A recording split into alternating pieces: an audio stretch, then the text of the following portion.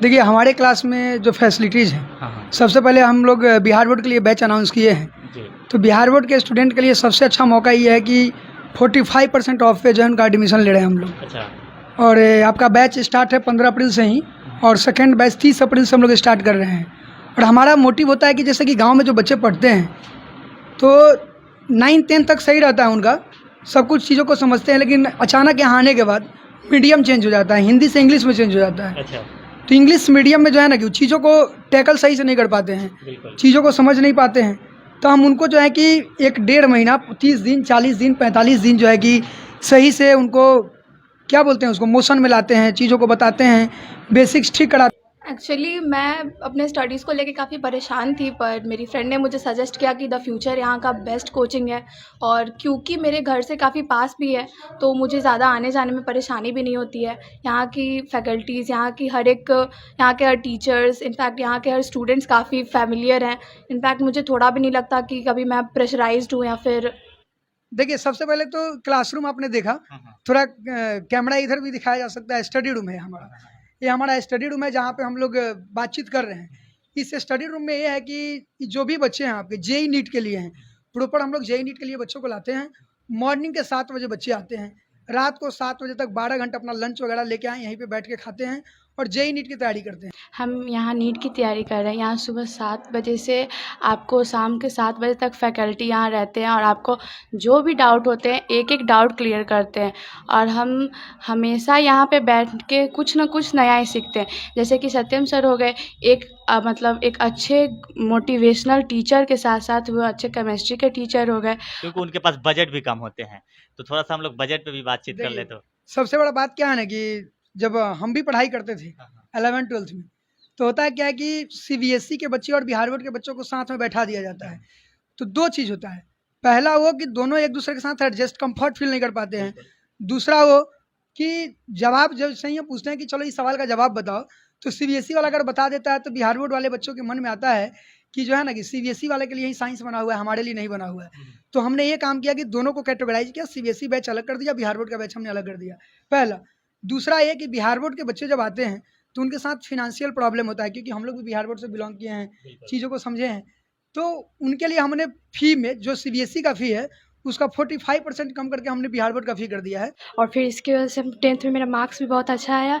उसके बाद फिर हम 12th भी यहीं से किए, 12th में भी बहुत अच्छा मार्क्स आया। जेईई के लिए यहाँ पे बहुत अच्छा प्रिपरेशन होता है, फैकल्टीज़ भी यहाँ पे बहुत अच्छे हैं।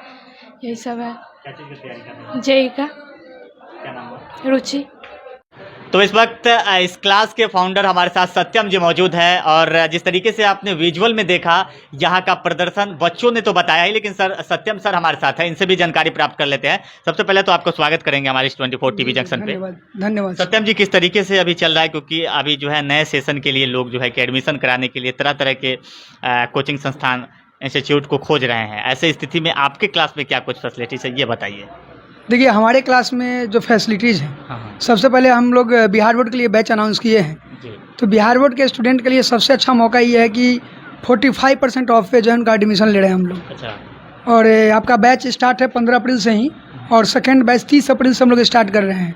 और हमारा मोटिव होता है कि जैसे कि गाँव में जो बच्चे पढ़ते हैं तो 9-10 तक सही रहता है उनका, सब कुछ चीज़ों को समझते हैं, लेकिन अचानक यहाँ आने के बाद मीडियम चेंज हो जाता है, हिंदी से इंग्लिश में चेंज हो जाता है। अच्छा।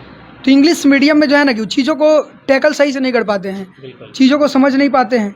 तो हम उनको जो है कि 1-1.5 महीना, 30 दिन, 40 दिन, 45 दिन जो है कि सही से उनको क्या बोलते हैं उसको मोशन में लाते हैं, चीज़ों को बताते हैं, बेसिक्स ठीक कराते हैं, फिर एक रनिंग मोड में लाते हैं।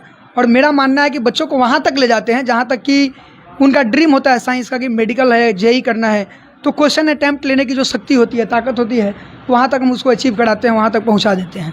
अच्छा, मतलब इस तरीके का विशेषता है आपके इस इंस्टीट्यूट। अच्छा, ये बताइए, ये जो द फ्यूचर है, या द फ्यूचर नाम से ही ऐसा कुछ लग रहा है कि बच्चों को फ्यूचर सेट करने वाला है, इस पे भी कुछ हमारे दर्शकों को बताइए आप। देखिए जब स्टार्टिंग में हम लोग आए थे ना, जैसे ही टीचिंग फील्ड में आए, तो हमारा मानना था कि एक नया नाम रखा जाए जो यूनिक नेम हो और लोग जो है कि आसानी से उस चीज़ों को समझ सके। तो हम द फ्यूचर नाम रखे, तो लोग बोले कि सीधा FUTURE लिख देंगे। तो आप देख सकते हैं हमारे कोचिंग के लोगों को, एफ को, उसको हमने डिज़ाइन किया और द फ्यूचर नाम रखा, यही सोच करके कि हर लोग जो है, हर एक व्यक्ति हैं या बच्चे हैं, स्टूडेंट हैं, हम हैं, आप हैं, सब कोई अपने फ्यूचर को लेकर के परेशान होते हैं। अच्छा अच्छा तो हमने फ्यूचर नाम ही रख दिया, जिससे कि नाम से कि आधा जड़ उनके अंदर का खत्म हो जाए। बच्चा भी बोलता है कि रे भाई फ्यूचर में चलेगा ना तो अपना फ्यूचर पूरा ठीक हो जाएगा। अच्छा अच्छा ठीक है, इस तरह से स्लोगन भी हो गया पूरा। देखिए यहाँ पे बहुत सारे ऐसे जो है कि बच्चे हैं जो गांव से ताल्लुक रखते हैं, जी जी। गांव से निकलकर शहर में आके फिर यहाँ पे रेंट वगैरह पे रहते हैं। हम्म। उन लोगों के लिए काफ़ी मतलब या मतलब गंभीर स्थिति होता है, उसके लिए गंभीर विशेषता होता है कि मतलब हम कैसे जाएं, क्योंकि उनके पास बजट भी कम होते हैं। तो थोड़ा सा हम लोग बजट पे भी बातचीत कर ले देखिए, तो। सबसे बड़ा बात क्या है ना कि जब हम भी पढ़ाई करते थे